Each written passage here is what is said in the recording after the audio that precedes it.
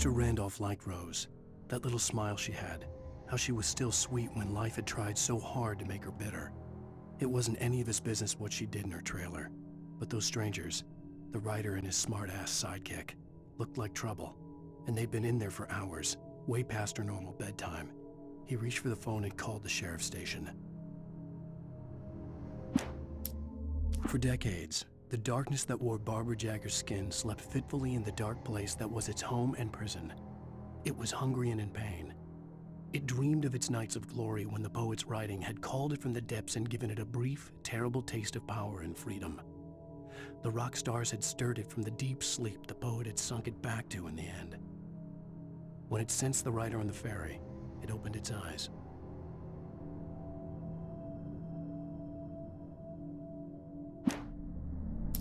Nightingale stared through the broken studio window into the dark woods.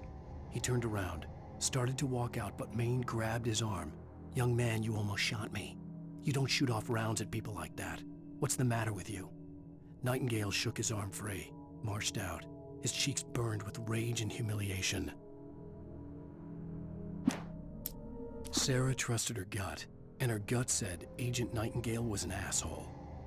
He felt wrong, and it wasn't just the smell of stale booze. It was in the way he flashed his badge, pulled rank, the look in his eyes when he wanted answers. Where was Alan Wake? What was this about an accident? Where was his wife? And most importantly, why did she let Wake go? He wouldn't answer her questions. Federal business was all he'd say. The pipe wrenched itself loose from the bridge's steel framework. Wrapped in darkness, it floated in midair, twitching. For a moment, I didn't understand what I was looking at. The heavy object lurched at me with impossible force. I threw myself out of the way, but just barely. When I turned my flashlight on it, it shook in a dark rage before it flew at me again. I slammed the door shut right in his smug face. He pleaded for me to open the door. True to form, the asshole actually thought I would obey. I had no sympathy left, no guilt either, not for him. I took a moment to savor the scream. I bet I had a smile on my face. It was all that I had time for. The dark presence was inside the lodge with me. The darkness surged towards me, sucking everything loose from the ground into its depths, tugging at my clothes. I saw the flare the kidnapper had dropped and threw myself towards it just as I felt my feet leave the ground. The darkness embraced me with the force of a tornado. Somehow I managed to light the flare. The darkness roared and cast me away. I fell toward the dark waters of the lake far below. Rose didn't know how the strange old lady got in her trailer, and she looked wrong somehow.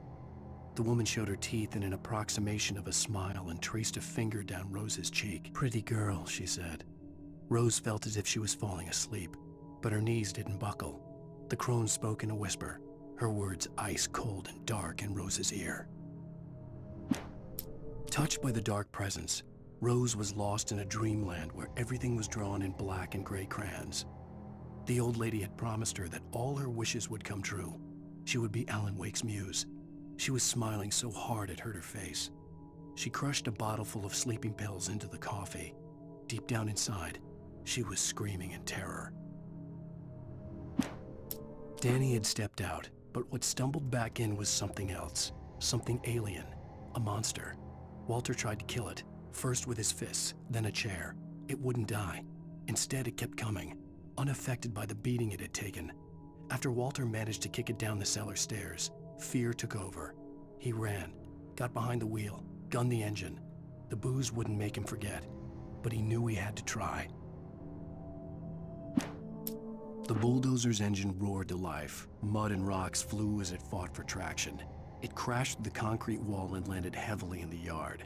If it were an animal, it would have shaken its head after the impact, fixed its eyes on me, and charged.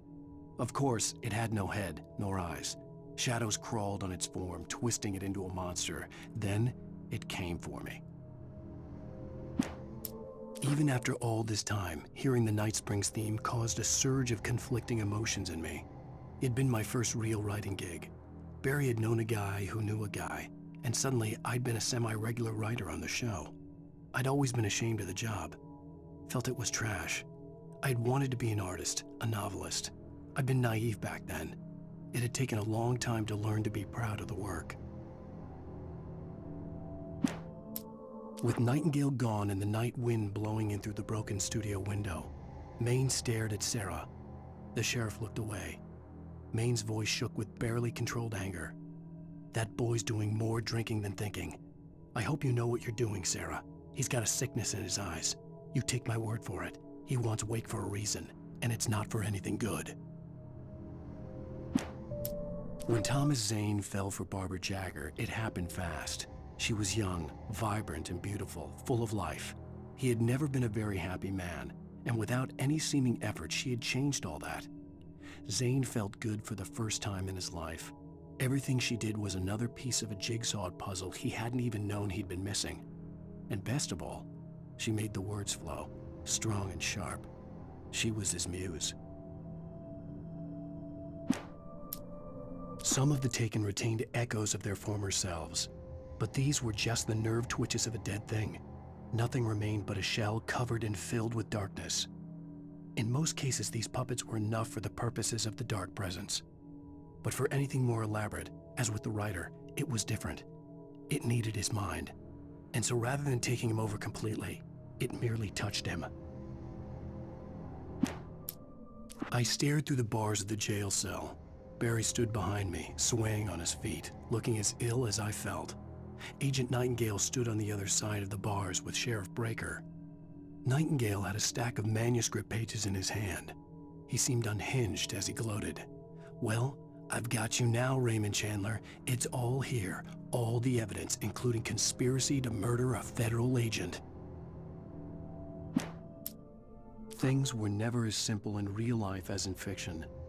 I had lost count of the times I had wished there'd be a clear reason for my writer's block. Something to fight, something to lash out on. There wasn't. I was filled with doubt.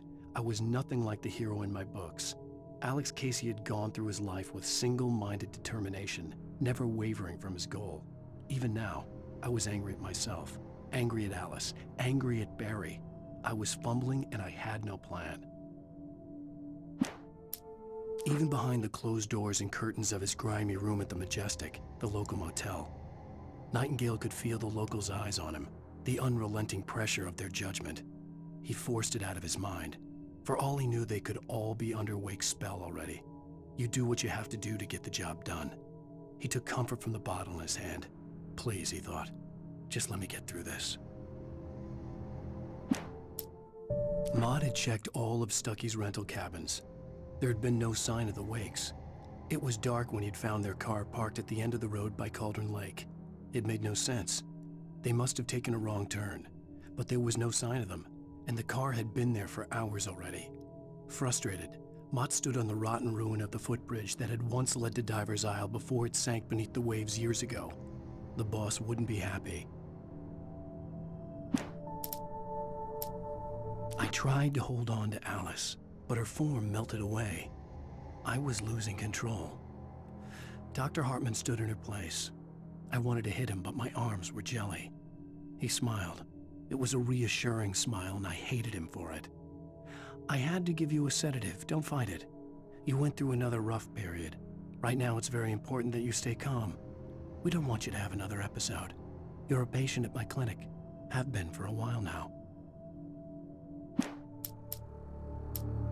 For Mott, spying on the writer on the ferry had been a disappointment. His boss had made Wake out to be something special, but Mott hadn't been impressed. He'd gotten a good long look at the wife, though, and he liked what he saw. Mott had fantasized about goading Wake into a fight, but it hadn't happened. Still, he'd get his chance to see if the writer had anything in him. He'd been promised as much. The hunters were big, thick-set men, confident and at home in the woods. They were feeling good, running on beer, ghost stories, and camaraderie late into the night. It did them no good, as they were taken by the dark presence, sucked deep into a darkness far worse than any ghost story they ever told or heard. Doc sat down heavily. He examined Barry and Rose. Barry was already recovering. Rose was another story. She was conscious, but she was barely present, almost delirious, disturbed, touched in the head, they used to say. It wasn't the first time Doc had seen someone in such a state, but it had been over 30 years. Doc poured himself a stiff drink. He hadn't forgotten a thing. I lifted the page in front of my eyes and read it. In it, I lifted the page in front of my eyes and read it. In it, I lifted the page in front of my eyes and read it. In it, I lifted the page in front of my eyes and read it. In it, I lifted the page in front of my eyes and read it. In it, I lifted the page in front of my eyes and read it. Lightning flashed behind the windows of Cauldron Lake Lodge. Tor Anderson laughed and held the steel hammer above his head. Nurse Sinclair was trying to calm him down without success. Tor grinned madly and shouted, "My hammer's up. Here's a friendly poke from Molnir, wench." He brought the hammer down with all his might on Sinclair's head. "We're on a comeback tour, baby."